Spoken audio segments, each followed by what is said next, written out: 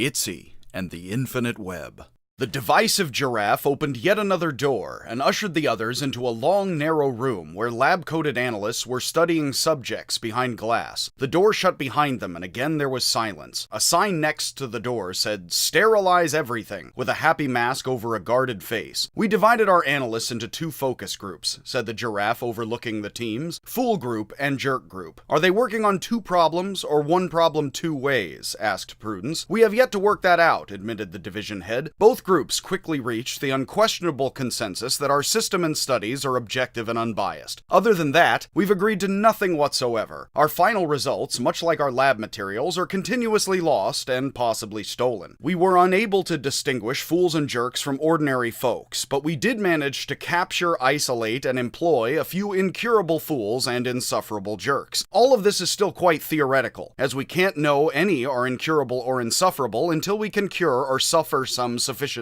The division head led them forward between the teams. "We use two-way mirrors, which are actually one-way, with the name not reflecting back on the mirror. We examine the subjects without their knowledge or consent. That way, they examine their own behavior, but not ours." "And why is there a full mirror the length of the ceiling?" asked Itsy. "That is so we can examine our own behavior for maximum objectivity." The division head turned to the first analyst. "At what point will we obtain complete objectivity?" The camel looked up from her tablet. "Well, this was thoroughly analyzed by Peter, Paul, and Mary, and they came to the conclusion that it's somewhere in the wind, in solidarity with several previous studies and ancient understandings. However," interrupted an opposite hippo, "attempts to isolate this wind and extract its answer have so far been worthless." "Well, isolate and extract harder, darn it!" The division head raised his hoof for emphasis. "We've put work, time, and distance into this, and it can't go to naughts." The two analysts nodded and turned back to their tablets. On the left, the camel was observing a room of trees and fools, some blindfolded. As they watched, two and then three walked directly into trees. The first two because they were blindfolded, and the second three because they were watching the first two. The analyst wrote 2, 3, and 5 on her tablet. "What are you attempting with this experiment?" asked Prudence. "We are interested in the extent fools walk into trees without additional encouragement or assistance," said the giraffe. "The blindfolded are the control group." The hippo was closely monitoring a weasel gasping for breath atop a pile of mangled animals, some still moving slightly. "We have a winner," declared the division head happily, who turned to the hippo and added, "Add more jerks." The hippo pushed a button, and in sauntered several, to the horror of the last weasel standing. The hippo wrote, "Still standing, for now." "What sort of tablets are those?" asked Itsy. "I've never seen a surface like that." "They are liquid stone, newly engineered," the division head said with pride. "We dig until we hit bedrock, carefully set the results in stone, then we dig deeper, find new surprises, and everything is updated, rewritten in stone continuously." "So what does writing things down in stone do?" asked Itsy. "It does everything," said the head, "and then redoes it." They made their way to the next analyst over. A chicken listening to an antelope kicked repeatedly in the rear by a boot. The antelope stood on an X next to a sign that said, "Please stand here." Itsy peered over the analyst's shoulder and saw, "Ow, hey, what is the meaning of this? What did I ever do to you? And why me of all people?" in fine, precise print. "What does this accomplish?" asked Prudence, confused. "It shows how far each fool will go, or not, to do as they're told," said the chicken without looking up. "Sometimes," Prudence cautioned, "it is wise to do as we're told." "Let's change the subject," suggested the division head. The analyst pushed a button, the subject was sucked down into the floor, and another antelope was lowered into place. Another analyst, a rattlesnake, rattled to catch the giraffe's attention. "I thought you would want to see this, sir. These jerks have spontaneously formed a committee. Judging from how they've encircled themselves, their intent is to cause more problems than they solve to ensure the circle's continued existence. Monitor their